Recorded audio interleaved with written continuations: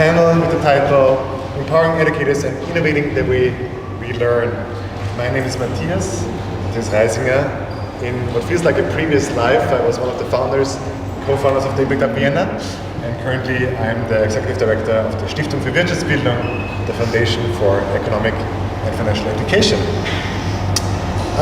Today we would like to discuss how we empower a very important group in our society, the teachers, the educators, and how we can innovate the learning experience in schools, but also outside of schools. And to me it feels like this session comes at the right time and is at the right place. For one, it must have been probably in these halls that Empress Maria Theresia has brought her innovations into the education system, compulsory schooling amongst other things, and that was exactly 250 years ago. Critics say not that much has changed since then, so we will explore if that's true or not. But it feels like 250 years later, we would need another Maria Theresia project and another Maria Theresia moment to really push this education system into the next 250 years. We talk to educators, those that are in the system, they feel they struggle, they feel exhausted. We need more of them, there's a high demand wherever we look. Also the pupils and the students, some of them feel like they're not being prepared for the life after school. We can still feel the consequences of the pandemic, especially those in the industrialized world. Since the early 2000s, we feel that the education results are somewhat stagnating or even dropping. So a second reason why this feels at the right place, because we're at the Impact Days, where innovators, impact entrepreneurs, investors, creatives, in general people who want to make a difference come together to discuss some of these most pressing issues. And this is why it's a pleasure of mine to introduce this panel that definitely falls into this group of people that want to make a difference, that I'm happy to discuss this topic today. I want to start with Christoph Wiederkehr. He's the Deputy Mayor and Executive City Councillor for Education of the City of Vienna. Please give a warm welcome to Christoph Wiederkehr. I want to introduce Logan Smalley. He used to be a teacher, a special ed teacher, and a filmmaker, and now he's the founding director of TED-Ed. TED-Ed creates animated educational videos, amongst other things, that aim to spark curiosity and enhance the learning experience for students and educators worldwide. Please give a warm welcome. And it's a great pleasure to introduce Magdalena. She used to be a Teach for Austria fellow, so she has experience as a teacher in a middle school in Austria, and now she's the director for operations of Hobby Lobby. Hobby Lobby provides free extracurricular activities to kids and teenagers from disadvantaged backgrounds to support their personal and academic development. Please, a warm welcome for me today.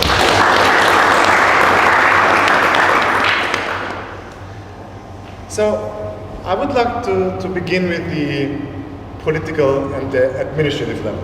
You guys create the rules of the playing field, but I want to surprise you with a question that we didn't talk before. If you had a magic wand and you could wish for one big Maria Theresia project 2.0, what would it be?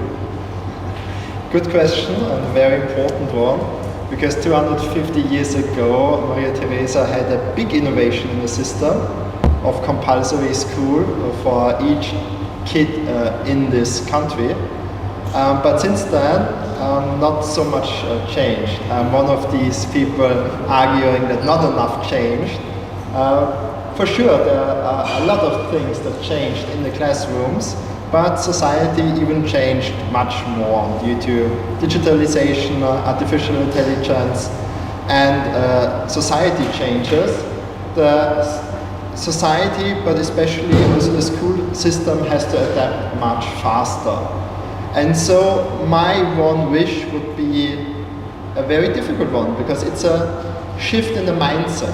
250 years ago, the mindset was we educate people for knowledge, because we know in our world we have a specific amount of knowledge, and if kids have this knowledge, the glass is full, everything is fine. Nowadays, what's knowledge? It's getting more and more, it's getting more complicated, society is getting more diverse, more complicated, so teaching kids knowledge alone in the classroom is not enough. For sure, they need to know some basics about writing, about speaking, about math, but that's not enough. The mindset shift has to be at the competences of the kids that are essential for society. And everybody is asked to get this mind shift. The teachers in the classroom, there are many who can do that and who got this mind shift, but there are many who didn't. It's the administration who needs this mind shift. In the administration, I think most people did not do this mind shift yet, because it's a lot of bureaucracy in the Austrian school system. And you have a third pillar, and that gives me a lot of hope in Austria. It's the pillar of innovation outside the school system. For example, Hobby Lobby, for example, Wirtschaftsbildung, for example, Teach for Austria. There are so many different innovators in the system, so we need this innovation to get into the system. And sure, I'm city councillor, but I'm not as powerful as Maria Theresa. I think that's a good thing. But in Austria, it's also a very complicated thing, because educational politics is a mess. Due to the federal system in Austria, you have the lowest level of Gemeinde or cities, you have the level of the states, and you have the federal level. And in Austria, the competences are a mess, and so there's a lot of power struggle about how to change the educational system. What I can do, and what I see also as my duty and my task, is to give especially innovators in Vienna, private innovators, the chance to connect with schools, and so get innovation into schools and start new projects where teachers and schools can learn from each other. I think we will talk more about it a bit later. I want to end with what I did before. We invited 15 different schools into the city hall. It was a nice event with teachers and kids, because we initiated a project that's called Respect, where kids and schools with difficult circumstances learn how to be more respectful to each other. And so we invited not only the teachers, but also a lot of private initiatives who assist us and help the schools to get this respect in the schools. For example, to fight against mobbing, because mobbing is a disease in schools. And so that was a very nice morning of me to see how much innovation there's already, but we need much more, and we need the shift of our mindset. Thank you very much. You already mentioned, hinted towards some projects, but your ambition goes further than that. You said you want Vienna to be the educational capital of Europe. How does that look like if we have achieved that vision, and also what role do educators play in this? Yeah, that's a big vision, and it's quite far to go to get there. But we see in other countries that in Europe that more is possible. For example, in northern countries, Scandinavia. And I think we should also learn from best practices. That's why I also travel to see best practices. For example, I visited Helsinki 1.5 years ago. Finland is a very innovative, they have a very innovative system, school system, and a very open one with a lot of autonomy. And one project we visited there was the Helsinki Education Hub. It's a hub of innovators, where educational people from the tech, but also from the school and the administration side come together to create new innovation. And I was very fascinated from that, and so we decided to bring that project also to Vienna, to found Innovation Hub in Vienna for education. And it's this week that we agreed with Social Impact, with you and your team, to do it together in Vienna. So that's one pillar of getting into that vision. But no stress, I don't expect that only you and your team will lead us to get the biggest innovators in education in Europe. But it's one pillar of many, and so together I think we can achieve to get more innovation into the Austrian school system.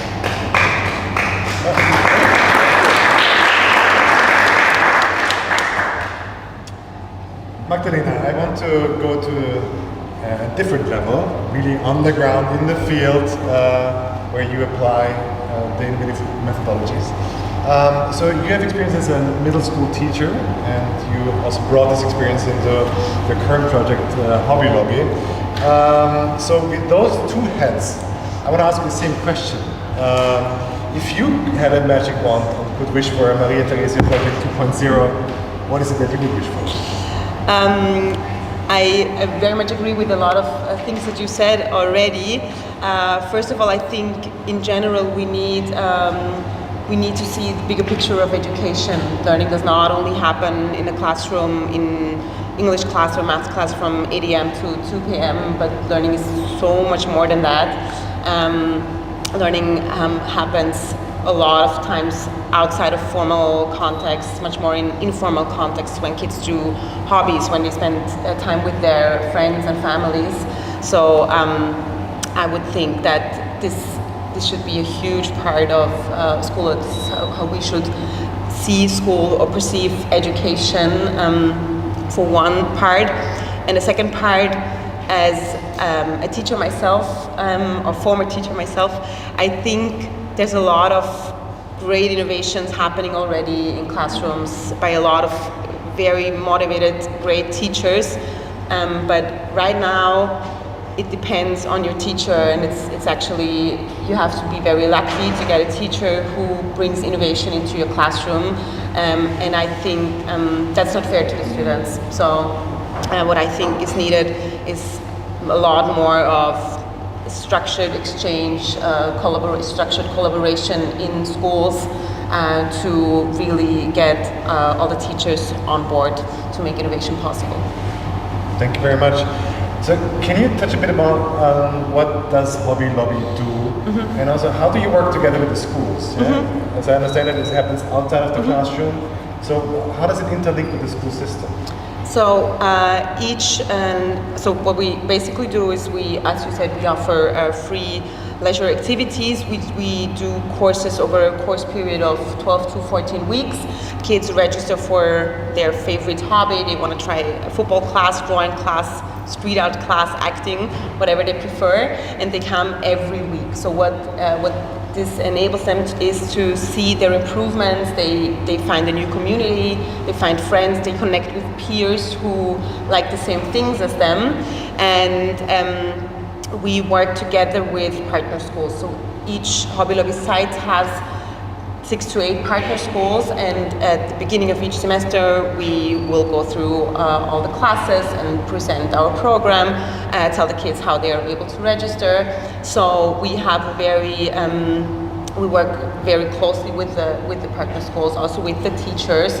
The teachers really empower them, support the kids to register for our courses, because they realize and they see the change in their students through our classes. Because what happens in the Hobby Lobby courses is the kids will have moments of success, moments of celebration. They will realize that they are so much more than just their grades. They will see there's so much more to them. They will find new strength, new interests, and be able to reach all their potential. Is there a story that comes to your mind of one kid or one teenager that went through your program that really made you feel like this is why I'm doing this is the impact that this program has? A million stories. A million stories? Let's start with one.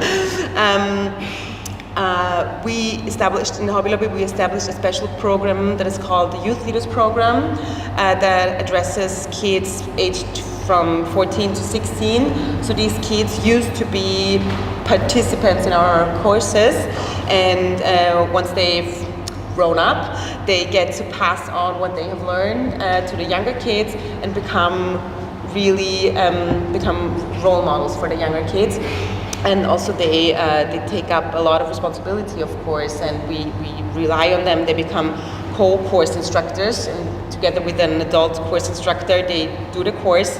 And it is really incredible to see how they develop throughout 1 year of being co-trained, how they really grow up, how they are able to speak in front of a group, how they manage a group of 15 to 20 kids. I've seen adults do far worse than a lot of our youth leaders, And I've one in particular that he's already an alumni. We are still connected with our youth leader alumni very well. And he's right now in a higher school for technical education, and he struggles a lot with his German and English grades. And he asked me if I could help with studying, and of course that's what we're doing now. And I was just so impressed by how he sees his goal. He follows. He does not even think about giving up. Although he struggles a lot at school, but he saw a problem. He found a solution. But I'm just very sad that this is never going to show up in this report card, because there's so many kids whose parents will organize all of that for them, organize classes, organize somebody who helps them with their homework, but he did all that by himself. And that's actually a skill that is so very much needed on a job market, but it will never show up on the report card. And that's what I think should be where a shift, a mindset shift should take place. That how these social skills actually matter and how we can make them be seen. Fantastic. In the beginning of the foundation, we did a survey amongst the target audience, and we asked them, do you feel prepared for the life after school? And if not, what is it that you would want to learn in school?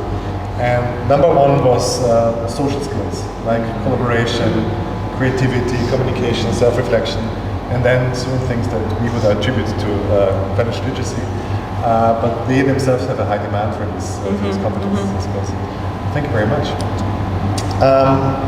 Logan, I'm happy to turn to you with the same question. You get a magic wand. Maria Theresa, she probably doesn't really ring a bell for you, but she was an empress in Austria. Oh no, I saw her statue. You saw her statue. That's her. Yeah. So if you would be her, and you could have a big impact on the education system, what would it be? Yeah, so I had the benefit of getting to think about it as a. That's right. So I have to have a really good project. So what I would do, I think that I was thinking about it and heavily influenced by my fellow panelists' answers. You know, I guess what she did launch 250 years ago, as you say, was to the compulsory education, gaining access to where every student would have a path to access knowledge, perhaps in maybe too rote a way in modern times, but an incredible innovation at the time. And then to, you know, what Magdalena is doing in her work, and then what you were just saying, what the actual needs of creativity, collaboration, teamwork. It seems to me that a great project, if I had a magic wand, would be to say to the youth of Vienna or Austria or America, where I'm from, or some other country, and say, our expectation for you is to either as an individual or a team, pitch a project. We, the government or whoever the private funding source is, has 100 euros per project or per participant, and or we will match you. We will match you up to what you raise, up to 100. We expect you to try your best, and then at the end, you'll report. Your charge is to do a project that makes the community better, or some type of productive prompt, where they go through it as a team. And so it's at the end, they then give a presentation on what they did, and if they say what they did worked, you clap, and if they say what they did didn't work, you clap, because they learned from what didn't work, and then you ask them what they learned from each other, what they learned from the experts that they interviewed along the process, and I feel like that would actually be the scale of, that's not as dramatic as suddenly instigating compulsory education, but it is a meaningful, authentic invitation to entrepreneurialism, teamwork, and where you learn the skills that actually make you successful and someone that people want to have dinner with, and someone that people want to work with in the future. And so I think that would actually have a pretty sweeping impact. I'm sure there are several impractical things I baked into that idea, but something like that. Right. In Germany and Austria, there is actually a project that's called Friday, which is a word game Friday free day where kids are invited to every week for 1 year, 4 hours where they can work on those projects that are connected to the SDGs, to the Sustainable Development Goals. Yeah. Go out into the community, have an impact. So maybe we are innovating something here that. Yeah, so I mean, so like 20% time or something. That's wonderful. So I think often when I see programs like that, the one thing that's missing is a real commitment to giving a place and platform where the results can be presented and heard, and that's a lot of what TED does, right? Like obviously, for example, if you tell a group of students, I'm your teacher. All of you do your project, and I'll hear it from you on Friday. How hard you work on the project is correlated to how much you like me.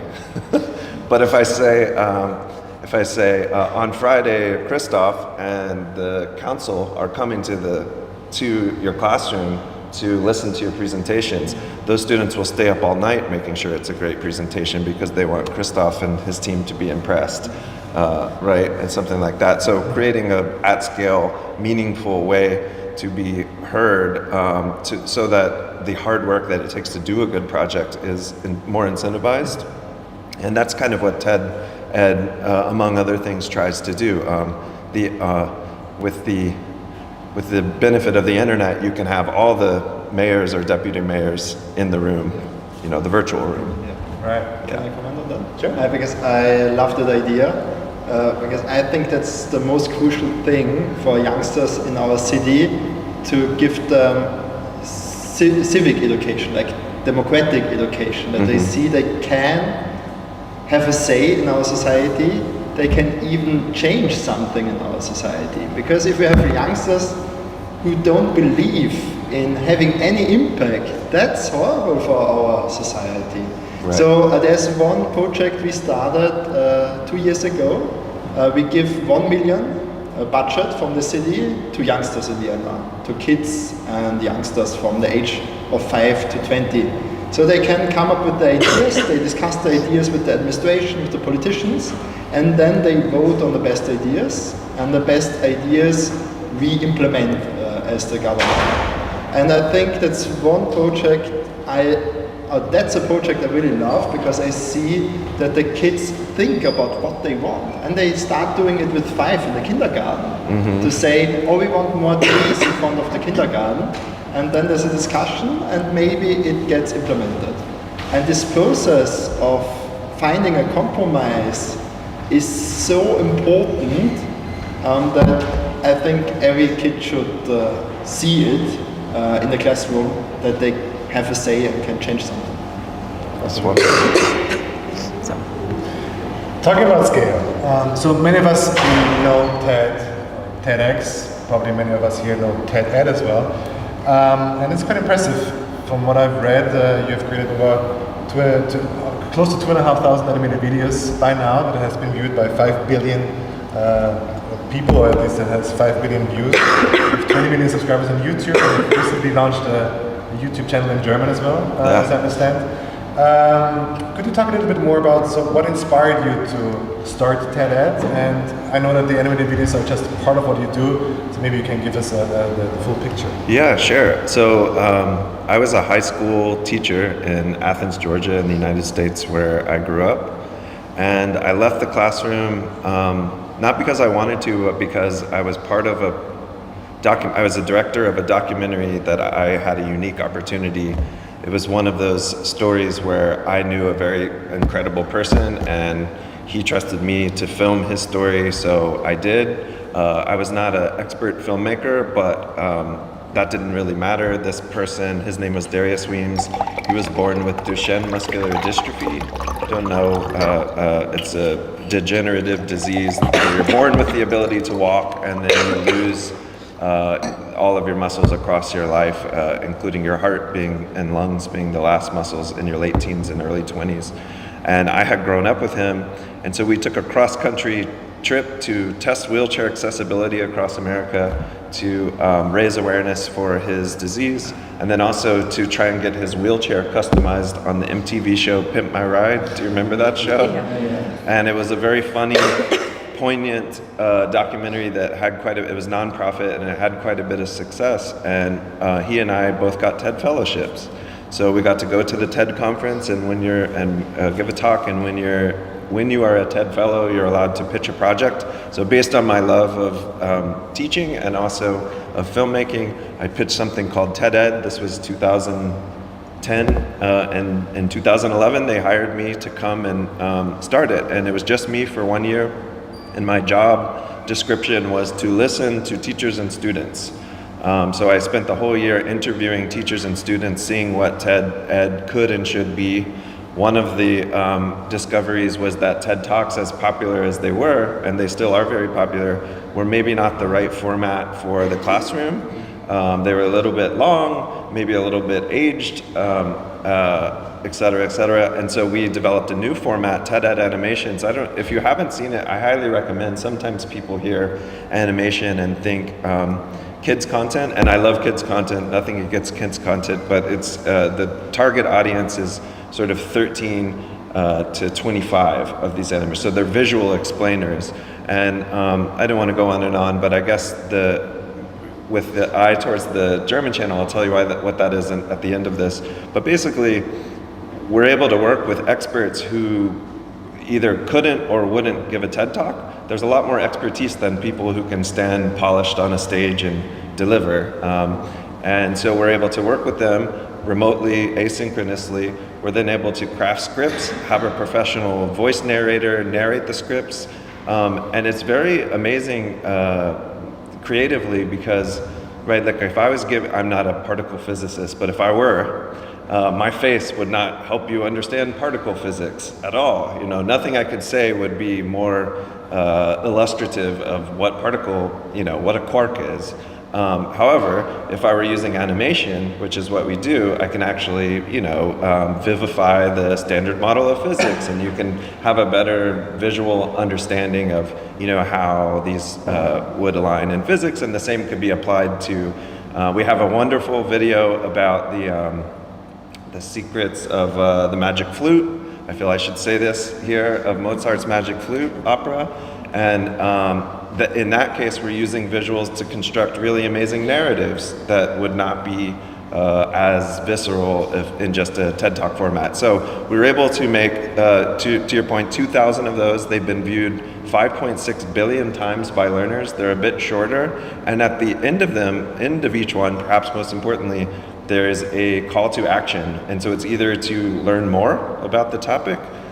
So the Mozart video might actually tell you to go watch what's special about Beethoven's Fifth, and keep you in the area, or it might tell you to go read a book, or it might one in science we have about bone marrow tells you how you can become a donor to bone marrow, and each of these videos is viewed millions of times, and so it actually has a really high conversion rate to action, to learning by doing. So that's very exciting. And then lastly, because I'm going on and on, is because they're animated, they are very conveniently dubbed into other languages, and you don't have this problem where the German voice is doing this and my face is doing this. And so we've recently launched a German channel, recently as in the last 6 months. We have 40,000 subscribers so far, but we're hoping to continue growing. So if you're interested personally, or if you have 15 to 35-year-olds in your lives or teachers in your lives, please share it. It's on YouTube. Fantastic, thank you very much. Christoph, you already talked a little about the challenges of bringing innovation into the education system. So now we're here at the Impact Days, and even if you look into this room, I see a lot of innovators that are working on this. And sometimes, also in my experience, it feels like there's innovators on one side and the education system on the other side, and there's a big wall in between. Before I come to you and how you would go about sort of building these bridges, maybe Magdalena, what's your experience? And sort of you brought something that is new into the Austrian education system, not only Austria, you also scaled to Germany by now. What's your experience, and what would you wish for? How could it look differently, and what is your recommendation? Well, let's start with the recommendation. Our experience is that you always firstly you have to think about the target group and make it as easy as it gets in terms of accessibility. A low threshold access job consultants. We don't want them to have another duty to take care of. We actually want something to take something off their plate. So that's how I think it's easier to build bridges, to make it clear that you actually want to support them and make success stories possible for the kids, for the students in their classroom, that they will actually be more motivated to learn in school, hopefully. So, from what I hear is you have greater success when you go directly to the schools, talk directly to the educators and the teachers. What's the experience when you talk to the administration or the ministry?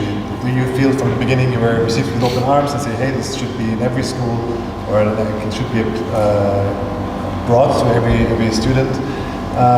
What was your experience there?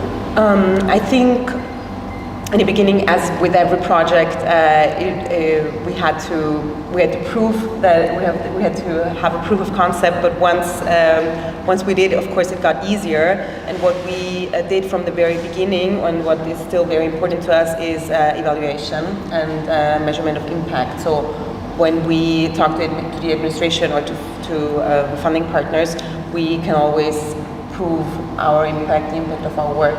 And that makes our work a lot easier, of course. Fantastic.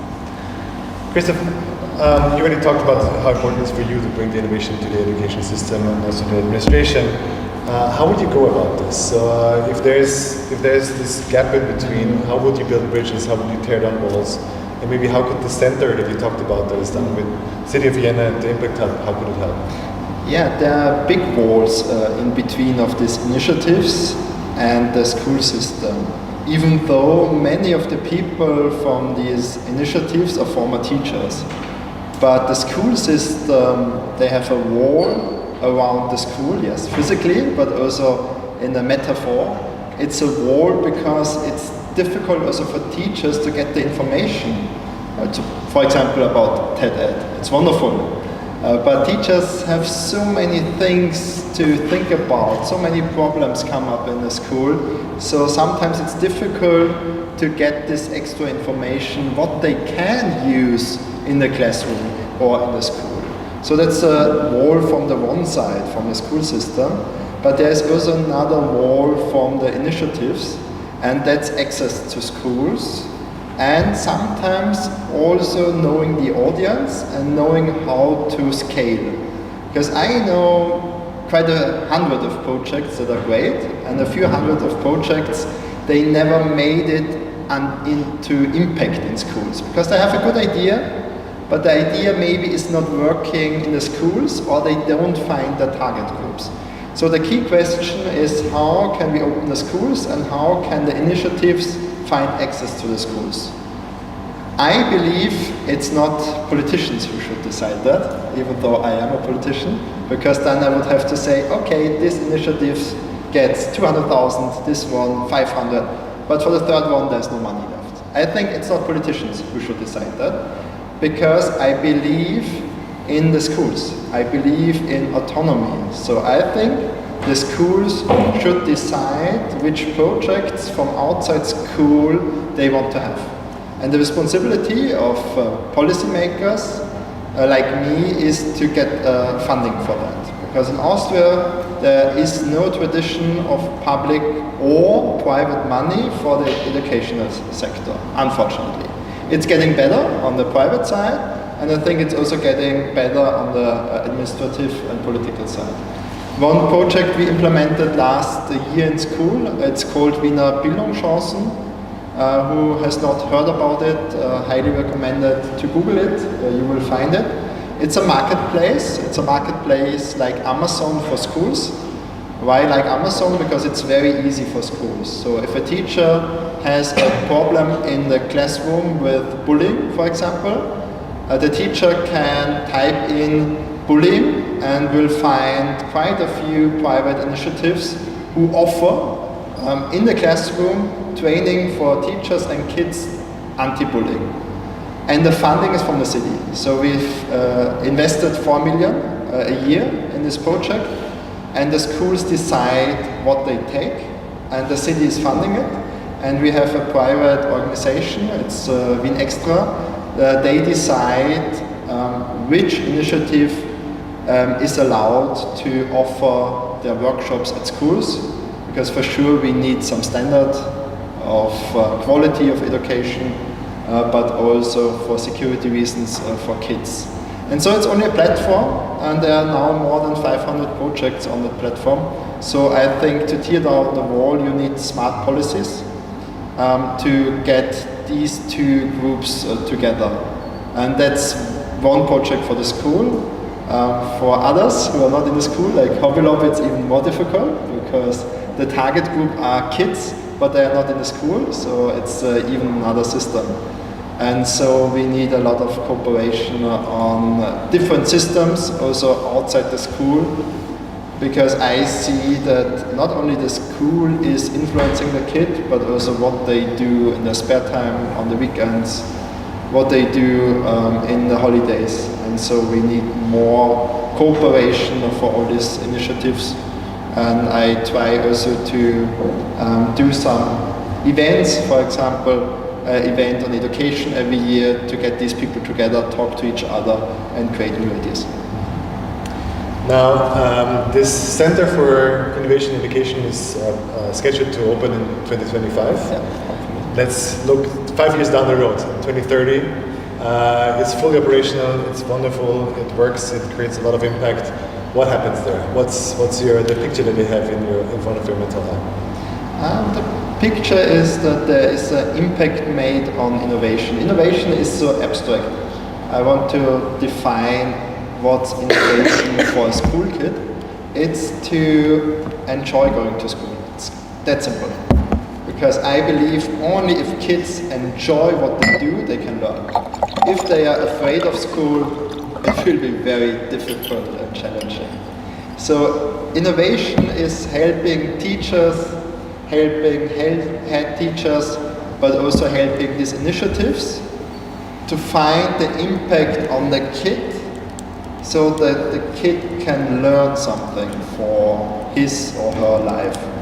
And I would expect or hope that this Center for Innovation in Education will help to get this impact in our society, to organize events, be a place where also teachers like to go, where people talk to each other, and also share best practices, because we can learn a lot from each other.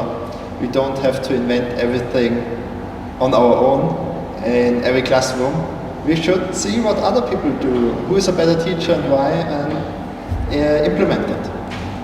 Thank you.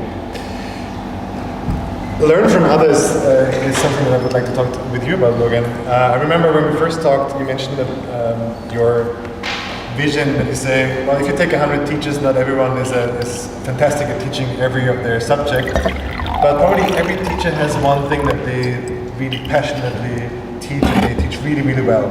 And as I understand, you have programs that helps teachers to really crystallize and synthesize that one topic and then make it available to others. Can you talk a little bit about that? Yeah, sure. We actually have two programs. One is called a Student Talks program, and one is called an Educator Talks program. And I do distinguish between educators and teachers because I think it's like a holistic concept. And I can kind of talk about those programs at the same time, even though they're obviously different populations. But just one more distinction between teacher and educator. I mean, I think like Magdalena and what her team are doing is not happening, as I understand it, at a school. But I think when we all reflect on our childhoods, the most important educator in your life could have been your football coach. It could have been your theater teacher in the community theater you went to on Saturdays, or your art teacher, or whatever. And where I'm from, the health and nutrition, the lunch person was an educator. The bus driver, where you have really long bus drives. If you have a great bus driver who engages the students, that's 30 more minutes of enrichment. I just came from the Austrian countryside. Where was I again? Salzkammergut.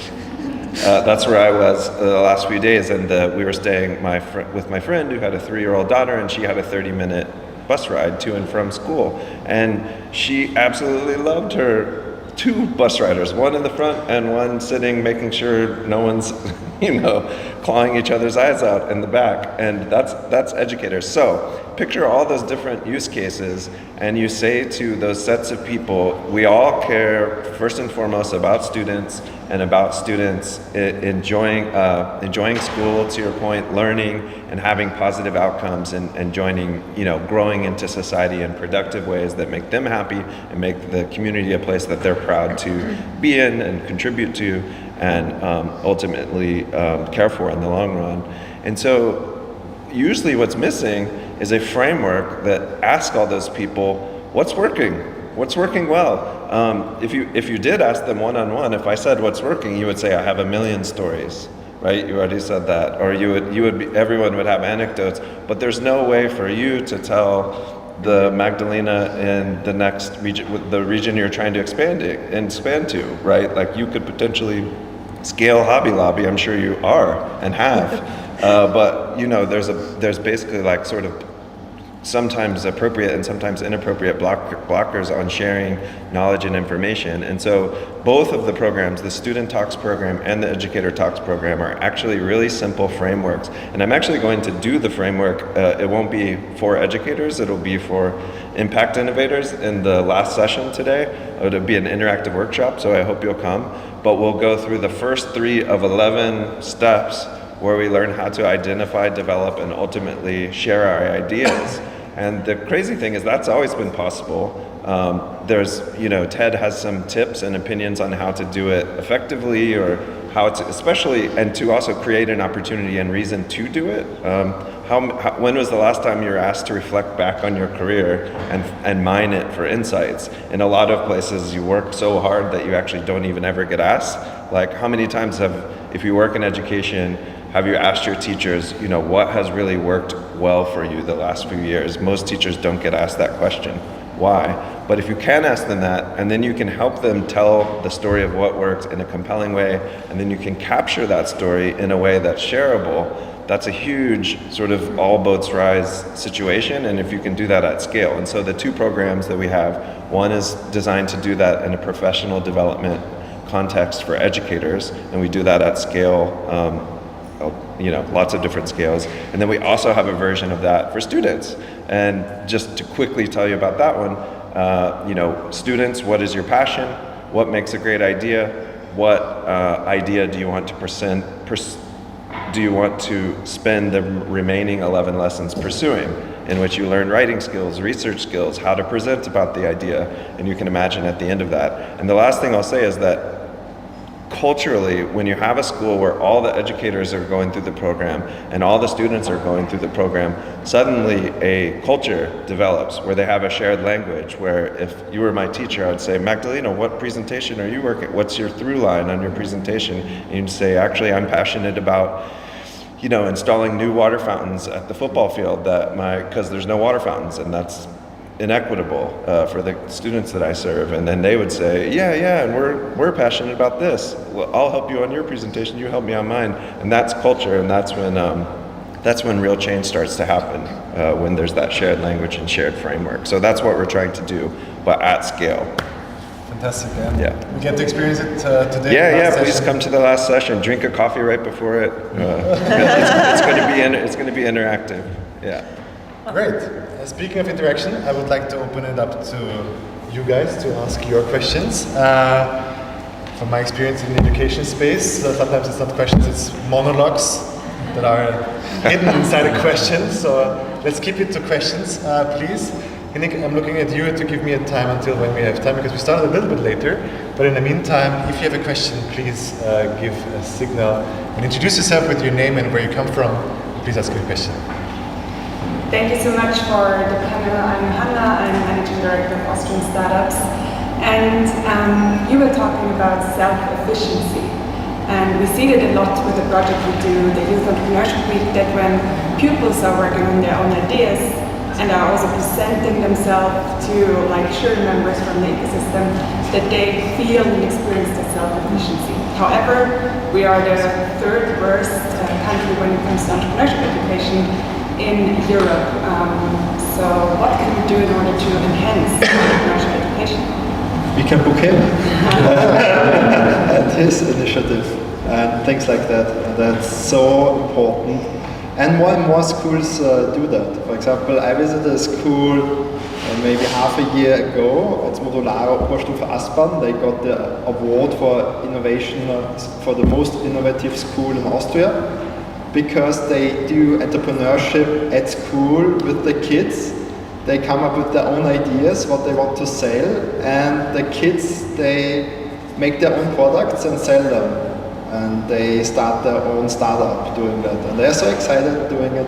So I think the best is let the kids see what entrepreneurship is with these small and easy things. Also, you're doing it in an initiative to do it at school, that they can sell something to other kids or teachers.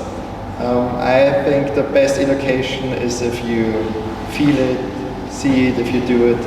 Much better than just a lecture on education or entrepreneurship. And there are a lot of very good initiatives. For example, today also at VU there's another one for primary school kids, where they also create their own company. It's a fictional one, but they do it and they love it. So I think they're quite a good project. But also, as you mentioned, it depends on the teacher, how engaged, how motivated is the teacher. And I think we have to implement it more in how we educate the teachers also at university, so they have the skills to teach the kids. Thank you. So, since I'm not allowed to give a monologue, question. My name is Sisi, and I found just recently an initiative for kids, and it's about the dialogue for Austria about the educational system and how to involve everyone who would have a say, need to have a say in this dialogue or in this topic in Austria. And my question to you would be something a little bit more creative. You have a filmmaker sitting here with the heart of the teacher, and obviously he can visualize complex problems. What would you give him as a task? So to really show to people what they need to understand about the Austrian system of education. Where could he help? So that people would understand what the problem is, and what would be your call to action. And of course you can also ask him for help. If I would fund that project, I would say, you have 1 year, talk to the teachers. And come up with the idea how to solve it. I heard the physical and metaphorical wall. That's the drawing that we'll start with. Yeah. No, it's a very good question. We passed the question. It's a good thing to start with the wall. So obviously somebody needs to understand something about the wall, I guess. I do. But it's also very complicated to understand it. And I'm not the biggest fan of explaining people what's not working. I think that's very frustrating because you can always talk about what's not working. I think you are a change maker if you believe that you can make it even though there's a wall. So I think we should teach people and kids to change the walls, to build something new.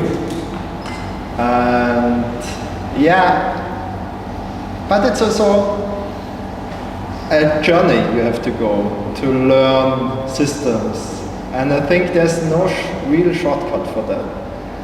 But if you can come up with one, I think many people will buy it. But I think everything with big impact in life is difficult to achieve and so on. You need motivation. So I would work on the motivational side. How to motivate people, keep them motivated to succeed. Looking into the audience. There's one more question.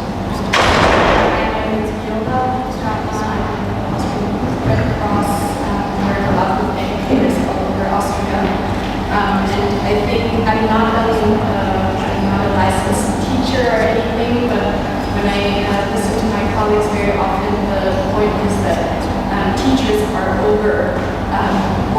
They have their huge challenges in bringing across the content to the kids, and with what they have right now, it's already too much. So I feel like it's a big leadership decision how we're going to help teachers in opening their minds to, or opening their capacities, I should say, to topics like innovations, or innovation and entrepreneurship and stuff like that. I see that that is a bit of a tricky part, and I feel like, and I wonder what leadership could do to bridge that gap. Working maybe with school leadership, what is the communication base there that can bridge that gap? Maybe that's a question, but I don't know. But my second point is how can we also bridge the gap? You work in Vienna, obviously.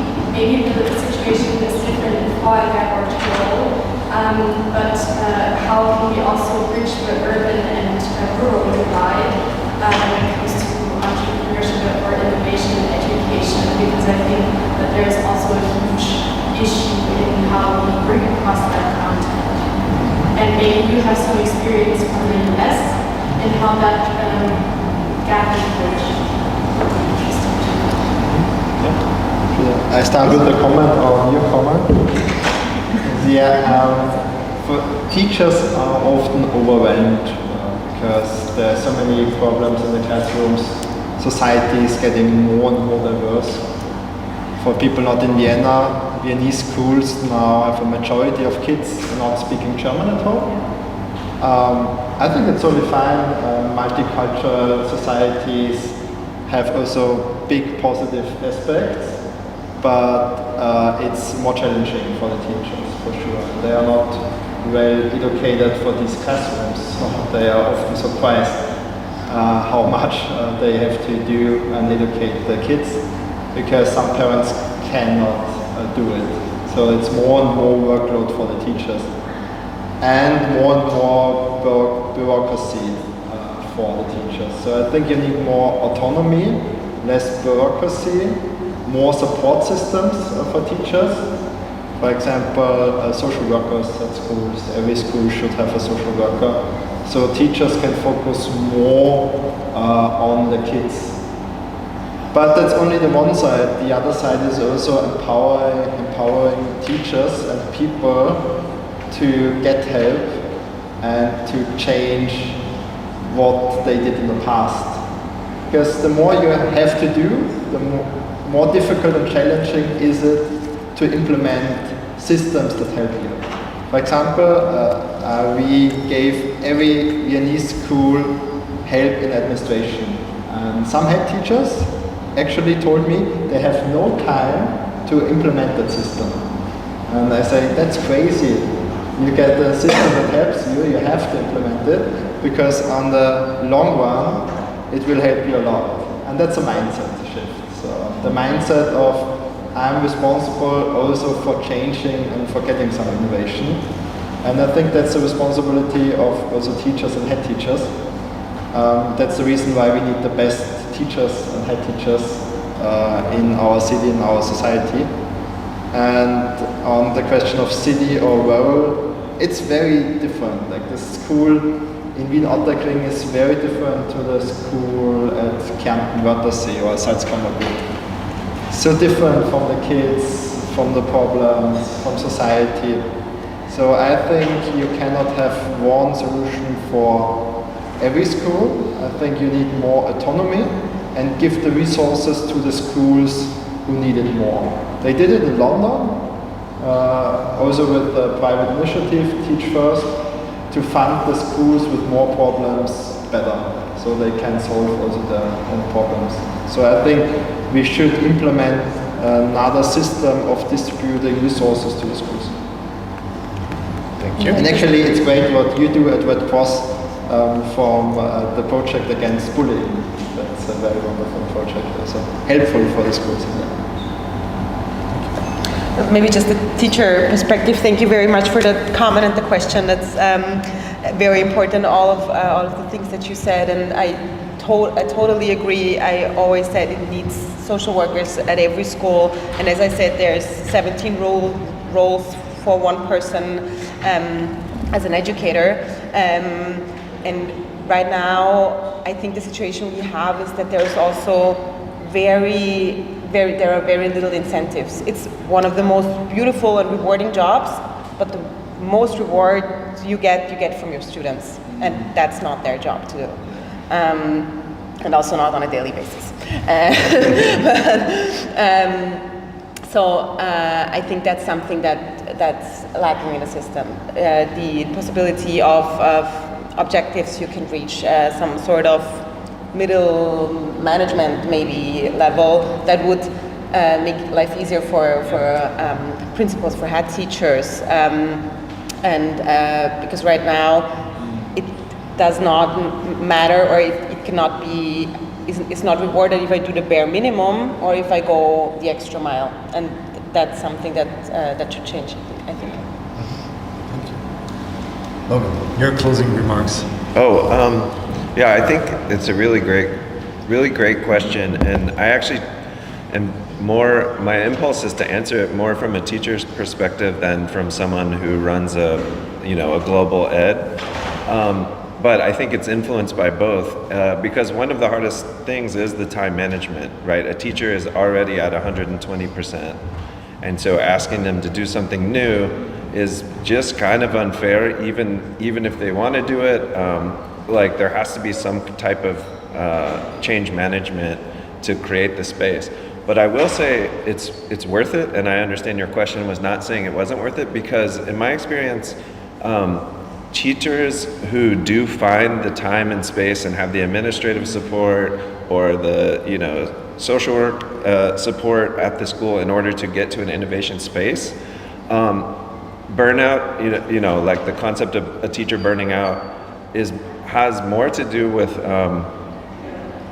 having to push through bureaucracy and disincentives and things that they didn't really sign up for, and if and when you can create the innovation space, they can actually do even more work and spend even more time, which may not sound surprising, but I just mean it's a real interesting shift that happens where they were potentially working more, but finally they're getting to do what they signed up for in the first place.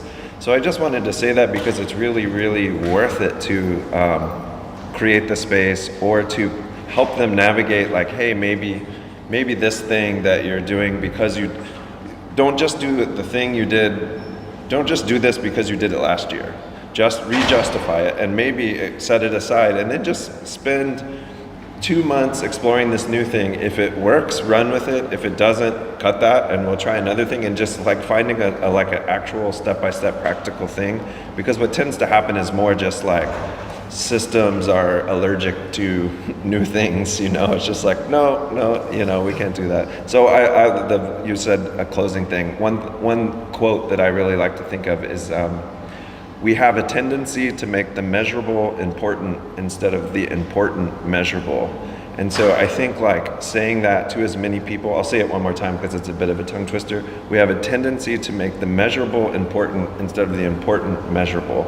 So you can make the grades important and the bureaucracy and checking these boxes all feel so important, and a system gets so tied up into that, instead of saying, hey, what's important and how do we make it measurable? Because I don't actually think throwing measurement out is the right idea. I think we do need accountability and stuff like that. But what is important for our school, our culture, our kids, our teachers, our students, our administrators, and how are we pushing that into a space where we can share it? Because it usually gets turned around backwards. And so sometimes just asking that at a systems level can actually get people really thinking in the right direction and create a little bit of a tiny little space in the window to jump through for innovation and some of the other stuff that gets people so excited.